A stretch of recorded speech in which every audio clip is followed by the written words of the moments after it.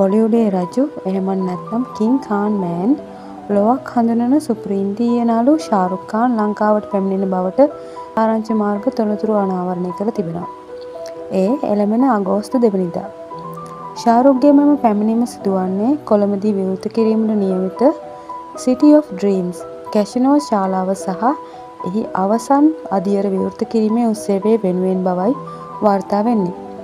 ඊට අනුමාන කිරීම සහිත යම් ඉඟි සිටි ඔෆ් ඩ්‍රීම්ස් ශ්‍රී ලංකා සහ සිනමන් ලයිෆ් නිල සමාජ මාධ්‍ය පිටුවල දක්නට ලැබෙනවා. මෙන්න මේක. A special someone is on the way. This one's going to be iconic. යන සඳහනත් එක්ක තමයි තියෙන්නේ. ඊට උපයෝගී කරගෙන ඇති සෙවණැලි රූපය බොලිවුඩයේ රජුට සමාන වීමයි ශාරුක්ගේ මෙම ලංකා සංචාරය පිළිබඳව කතාබහට හේතු වී තියෙන්නේ.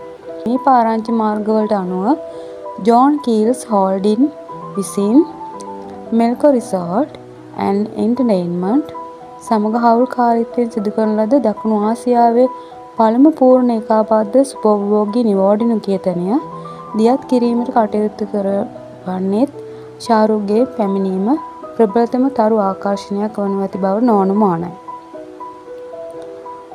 පෞද්ගලික අංශයේ දැවැන්ත ආයෝජනයක් වන මෙය මෙරට මෙතෙක් සංචාරක සහ විනෝදාස්වාද කර්මාන්තයේ සිදු වූ විශාලතම සංවර්ධන ව්‍යාපෘතිය ලෙස දැක්විය හැකියි.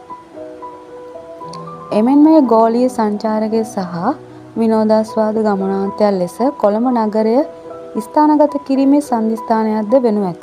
මේක ඇමරිකානු ඩොලර් බිලියන 1.2ක ආයෝජනයක් සහිත සිටි ඔෆ් ඩ්‍රීම්ස් ව්‍යාපෘතියට ජාත්‍යන්තර මට්ටමේ කැසිනෝ ශාලාවක් අතිසුභෝභෝගී නිවාඩු නිකේතනයක් සහ ඉහළ මට්ටමේ සාප්පු සංකීර්ණයක් ඇතුළත් බවයි සඳහන් වෙන්නේ.